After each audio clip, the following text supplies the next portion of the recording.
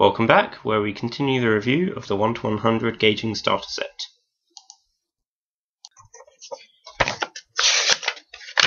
And last but not least, manual for the parts themselves.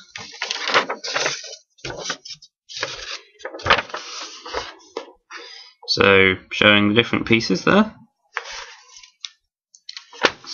Again, an explanation of the machine in stores. What it looks like assembled. How to attach the shield by rotating the arm. How to switch the rifle between its different configurations. And of course the gimmick of the Age itself. How to switch out the parts for the Titus. Something like that. Flips it over. Explains that you can use the Gage-Ing battle system with the 1-to-100s as well as the 1-to-144 advanced grades, which are basically no grades but with chips in them. The Age device will interact with the Gage-Ing Haro or the machine in stores. So you just put your model kit in and attach your Age device and you can play the game and it will store your data. Same thing with the Haro, although little pixely LCD graphics there. And these are just these little logos are on the arms and legs and body of the Age itself. So I'm guessing those just signify your different parts that will come up on the machine. Okay, so I've now had a chance to properly examine the Age device that came with the Gage-Ing builder, Age Gundam. Mostly. I can figure out what most of the features do, but the manual still is untranslated, so I have to work on that. First thing, that bit comes off, so you can plug it into the arcade machines, but other than that, it's just a clip to hold it. You could probably clip this onto something else, but due to the weight of the device and the fact that it will probably break if you drop it, I wouldn't recommend that. Central button will turn it on. You then have the left and right buttons. Okay, let's see if I can do this way around. Game. Battle. Special sound. Level. And settings. I've been on the settings and changed the time to UK time. So it's got time, sound, reset all, time. Okay. That to go back. Then you're on the main menu again. So that's game.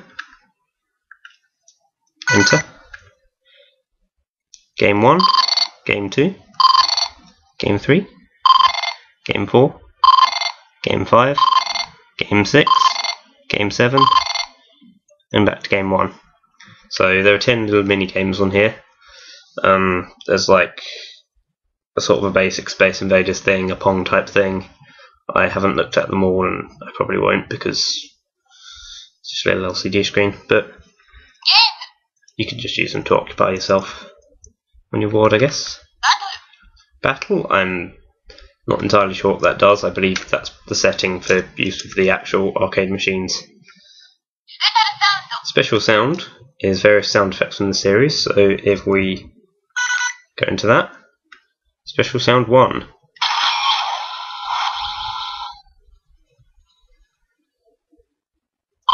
Special sound 2.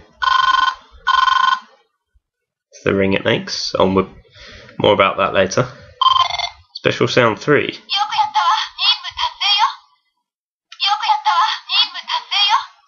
Phrase in Japanese. Special sound 4. I believe that's the captain. Special sound 5. Something about the Gundam.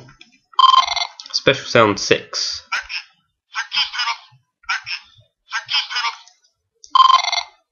Some dude again. Special sound 7.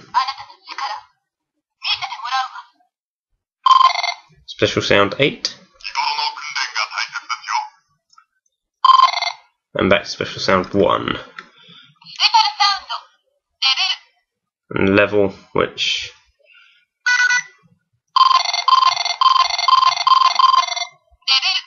I guess is just a difficulty setting or something. Anyway, one thing that this does, that my family will no doubt attest to, is that at a certain time in the evening it will start making that ringing noise I noted earlier, and if you go over and pick it up and press the central button, it will then put you straight into the Pong-like minigame. So it's like well, you'll suddenly get ambushed by this thing and it will ask you to play a game on it. But you can just ignore it, which is what I do most of the time. I'm like, shut up, age device, I don't want to play with you. So, yeah, there was probably a way to shut that setting off, but until I translate the manual, I won't know how to. So I just have to put up with that. So, in summary,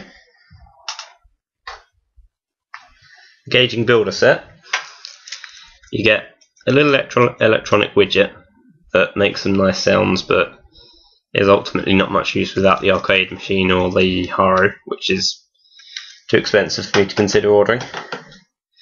And what is essentially a large chunky action figure with a swappable parts gimmick that, again, you can't really take advantage of unless you buy some more stuff.